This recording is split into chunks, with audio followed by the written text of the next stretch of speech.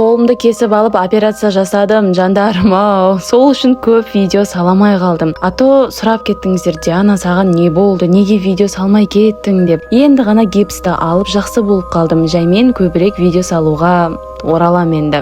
Так, ано екіні датаво инстадағы дайректке дейін сұрап кеттіңіздер ғой. Онда кеттік. Қолым ауырып тұрса да сіздерді ойлаймын ғой. Сәлеміздер, мен Диана Кю. Псих Пеннивайз клонымыздың не білдіріп жатқанын көруді жалғастырайық онда. Қызықтан қалмас үшін видеоны соңына дейін көреміз. Лайк басамыз. Сразу айтайын, бірінші бөлімді көрмегендер көріп алсын. Ато ибай, не боватыр өзі мұнда деп жүресіздер, түсінбей.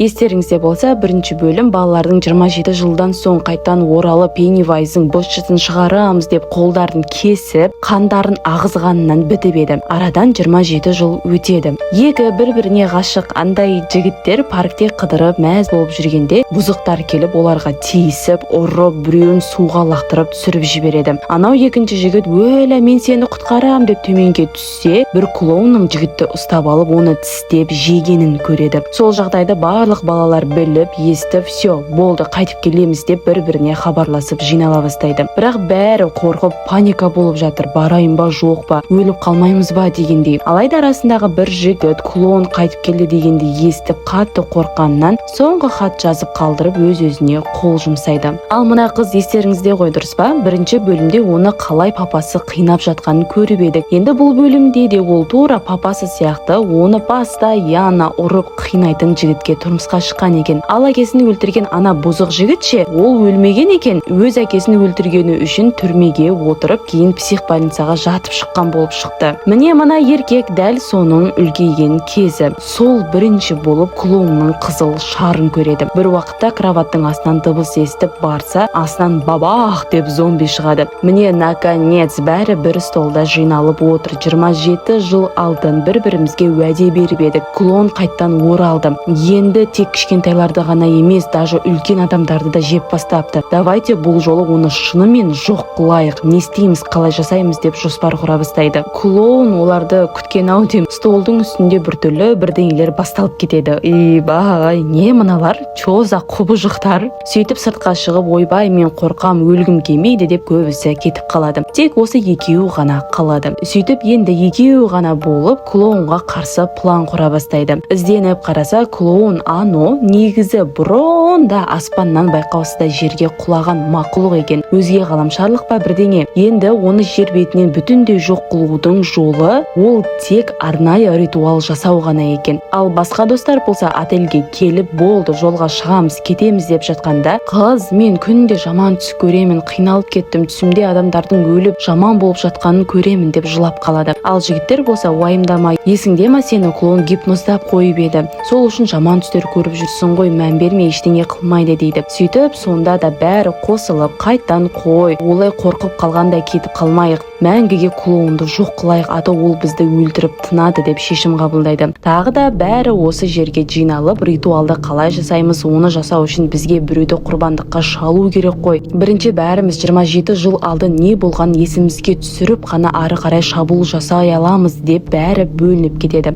Сонда, в общем, түсіндіріп кетейін, алды не болған жақсылап естеріне түсіру керек те ше. Қыз өзінің алдын папасымен өмір сүрген үйіне барса, ол жерде енді қартайып қалған бір әйел өмір сүреді екен. Әйел, "Ай жаным, ау сенің папаң давно қайтыс болды ғой, кел үйге кір, шай іш" деп шақырады. Үйге кіріп папасының қандай болғаны есіне түседі. Кроваттың астында өзінің заттарын тауып алады. Күліп мәз болып дуалға қарап қалғаны сол еді, бір ескі суретті көріп қалады. Суретте еркектің түрі тура клоунның түрі болып тұр еді. Ал кемпір болса, ол менің папам ғой деп айтқаны сол еді, зомбиге айналып кете сала ма бірдеңе, ойбай түрін-ай. Әрең дегенде жүгіріп сыртқа шықса, қыз байқамай әбден ескіріп кеткен мына зданияға кірген екен. Ал мына еркек болса, алдын достарымен көп ойнап жүретін жерге қайтып келеді. Бәрін көріп сыртқа шығып паркке қарап тұрғанда, біреу асығып бір қағаз ұстатып кетеді. Сөйтсе өзінің фотосы типа уже қайтыс болған деген қағазда жазылып тұр екен. Тура сол кезде алдынан Пеннивайз клоуным шығады. мен сенің ешкімге айтпаған секретіңді білемін, бәріне айтып беремін деп қорқытады. Басты рөлдегі Билл атты жігітіміз болса, өзінің бұрынғы велосипедінің сатылымда тұрғанын көреді да сатып ала салады. Кейін алдын тұрған үйіне келіп, қалай інісін жоғалтып алғаны есіне түседі. Сол кезде неге именно менің інімді алдың десе, оған сен кінәлісің, қасында сен болмадың деп клоуннан жауап келеді.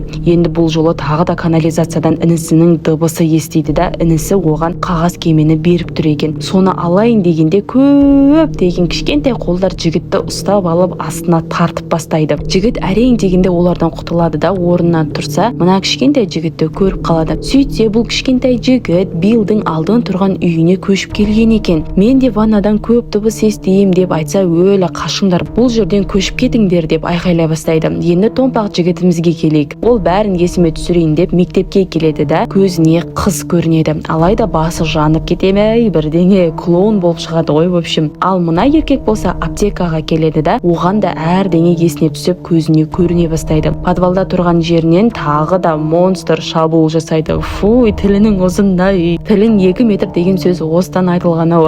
Буындырып оны өлтіргенде еркектің бетіне құсып жібереді да қашып кетеді. Үйге келіп бетін жуып жатса, ана бұзық еркек келіп бетіне пышақ тығып алса бола ма, жынды ма? Әрең дегенде қашып кетіп тірі қалады. Ал бұзық еркек күліп мазақ қылып кетіп қалады. Билл үйге келсе, клоун скейтбордтың астында жазу қалдырыпты. Типа ана кішкентай баланы өлтірем деген сияқты. Жігіт сразу баланы табуым керек деп шығып кетеді. Бірақ үлгермейді. Бишара клоун оны өлтіреді. Билл енді прям ашуланып болды. Өзім өлтірем ол хайуанды деп хабарласады достарына. Сразу ана қорқынышты үйге барады. Достары соны біліп, бәрі қосылып, олар да үйге келеді. Ойбай, клоундарыңыз уже концерт қойып жатыр ғой. Мына өлмекші басқа не бәле бар десеңіздерші. Ай, құтқар, мынау қазір мені өлтіреді десе, ана жақта мынаусы енді әңе деп жылап тұр, қорқып тұр да. Сөйтіп ақыры оны өлтіреді.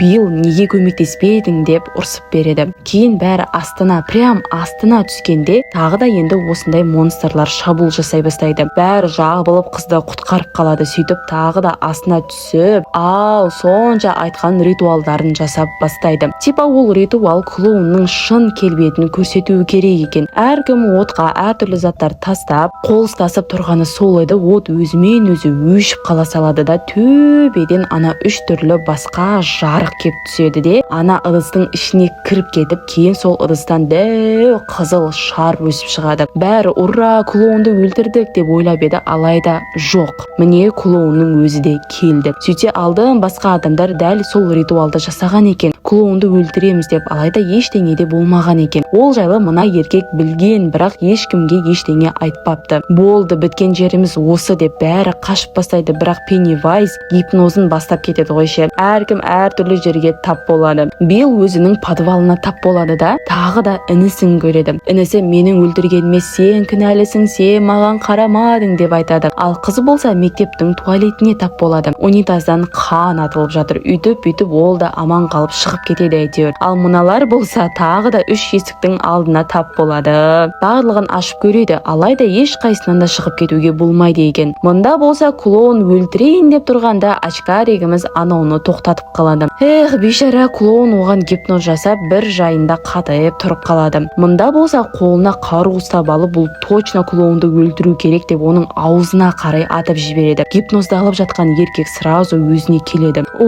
Болды, сені құтқардым деп тұрғанда Пеннивайз артынан өткір қолын тығып алады да оны өлтіреді. Барлығы қосылып оның быт-шытын шығарамыз деп тұрады, алайда клоун одан бетер дәу болып кетеді. Сөйтіп оларға зор идея келеді ғой. Жан жақтан сен малсың, сен ишәксің, сенің қолыңнан дымда келмейді деп жан жақтан оны кемсітіп мазақ қылып бастаған еді. Шынымен де клоун кішірейіп түрі бұзылып жаман болып кетсе бола ма? Кеудесіне қолын тығып клоунның жүрегін алады да бәрі қосылып мұжып тастайды. Клоун Пеннивайзымыз ақыры өледі, жоқ болып кетеді. Вау, юху деп бәрі сыртқа шыға бастайды. Еще қараңыздар, үңгірдің іші толықтай бұзылып бастайды. Достар ақыры сыртқа шығып үлгереді. Сөйтіп үйде толықтай қирайды. Сонымен әрқайсысы әртүрлі жолмен кетіп қалады. Тағы да барлығы өз өмірімен тарап кетеді. В общем, бұл екінші бөлімнің соңы. Почему-то ано 3 барда, то есть 3-ші бөлімі барда, бірақ екінші бөлім біткенде 3-ші бөлімге ешқандай намек жоқ. Типа типа тіріліп қайтып келген сияқты қылып көрсету керек еді ғой.